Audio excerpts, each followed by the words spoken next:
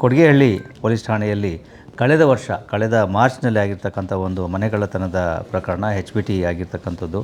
ಅವರು ರಾಜಸ್ಥಾನಕ್ಕೆ ಹೋದಾಗ ಮನೆಯ ಮುಂಬಾಗಿಲನ್ನು ಒಡೆದು ಅಲ್ಲಿ ಕಳ್ಳತನ ಮಾಡ್ಕೊಂಡು ಹೋಗಿರ್ತಕ್ಕಂಥದ್ದು. ಅದೇ ರೀತಿಯಲ್ಲಿ ನವೆಂಬರ್ ತಿಂಗಳಲ್ಲಿ ಕೊಡಿಗೆಹಳ್ಳಿ ಭಾಗದಲ್ಲಿಯೇ ಒಂದು ದ್ವಿಚಕ್ರ ವಾಹನದಲ್ಲಿ ಇಬ್ಬರು ವ್ಯಕ್ತಿಗಳು ಬಂದು ಓರ್ವ ಮಹಿಳೆಯಿಂದ 30 ಗ್ರಾಂ ಚಿನ್ನದ ಮಾಂಗಲ್ಯ ಸರಗಳತನ ಅಥವಾ ಸರಾಪರಣ ಮಾಡ್ಕೊಂಡು ಹೋಗಿರ್ತಕ್ಕಂಥದ್ದು. ಎರಡೂ ಪ್ರಕರಣಗಳ ತನಿಖೆಯನ್ನು ಕೈಗೊಂಡಿರ್ತಕ್ಕಂಥ ಪೊಲೀಸರು ಬೇರೆ ಬೇರೆ ಆಯಾಮಗಳಿಂದ ತನಿಖೆಯನ್ನು ಕೈಗೊಂಡು ಕೋಲಾರದ ಚಿಂತಾಮಣಿ ಸರ್ಕಲ್ನ ಬಳಿ ಒಬ್ಬ ವ್ಯಕ್ತಿಯನ್ನು 23/12 ಬಂಧಿಸುವಲ್ಲಿ ಯಶಸ್ವಿಯಾಗಿರುತ್ತಾರೆ. ಅಂದರೆ ಕಳೆದ ವರ್ಷ 23 ಡಿಸೆಂಬರ್. ಈ ಆರೋಪಿಯನ್ನು ಕೂಲಂಕುಷ ವಿಚಾರಣೆ ಮಾಡಿದಾಗ ಆತನ ಸಹಚರರ ಬಗ್ಗೆಯೂ ಕೂಡ ಸುಳಿವು ಸಿಕ್ಕಿದ್ದು. ಜೊತೆಗೆ ಅವರು ಬೇರೆ ಬೇರೆ ಕಡೆಗಳಲ್ಲಿ ಮಾಡಿರ್ತಕ್ಕಂಥ ಪ್ರಕರಣಗಳ ಬಗ್ಗೆ ಕೂಡ ಮಾಹಿತಿ ದೊರಕಿರ್ತದೆ.